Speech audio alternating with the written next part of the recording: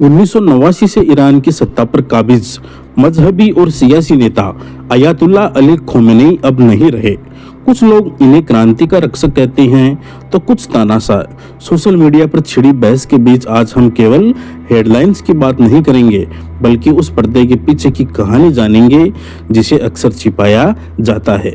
क्या वाकई ईरान का ये चेहरा भारत के लिए वरदान था या एक रणनीतिक चुनौती? कौन थे अयातुल्ला खोमेनी?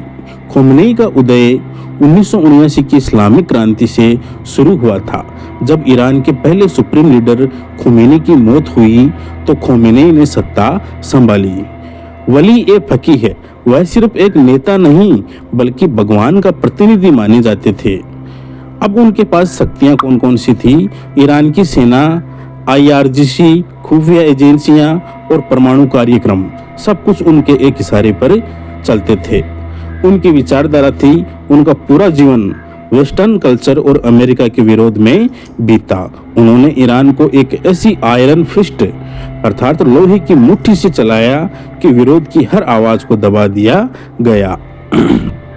अब हम बात करते हैं भारत और ईरान के संबंधों की। तो सबसे पहले बात आती है ऊर्जा और तेल की।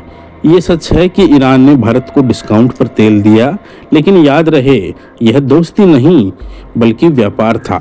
जब अमेरिका ने पाबंदियां लगाई तो ईरान को खरीदार की जरूरत थी और भारत को सस्ते तेल की। कश्मीर पर दोहरा रवैया। खोमेनी ने कई बार कश्मीर की तुलना गाजा से की। एक तरफ वो चाबहार पोर्ट के लिए भारत का हाथ थामते थे तो दूसरी तरफ भारतीय संप्रभुता पर सवाल उठाते थे। चाबहार पोर्ट यह भारत के लिए अफगानिस्तान और मध्य एशिया का रास्ता है।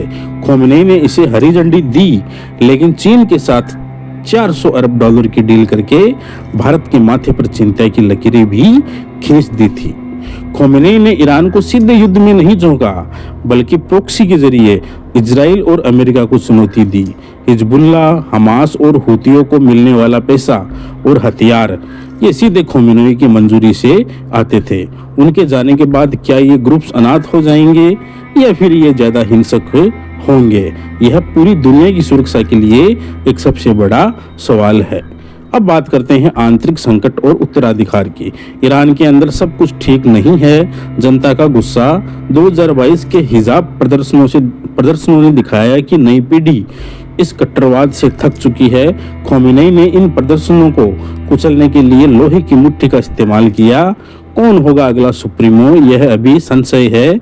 उनके बेटे मोज्तबा खोमेनी का नाम चर्चा में है। अगर परिवारवाद चला तो ईरान की सड़कों पर फिर से खून बहेगा। ईरान में लोकतंत्र की मांग कर रही जनता इस मौके का फायदा उठा सकती है। दोस्तों, अंतर्राष्ट्रीय राजनीति में कोई किसी का सगा नहीं होता है। खोमेनी के जाने के बाद भारत के लिए चुनौतियां बढ़ेंगी, चाहे वो तेल की कीमतें हों या चाबहार का भविष्य।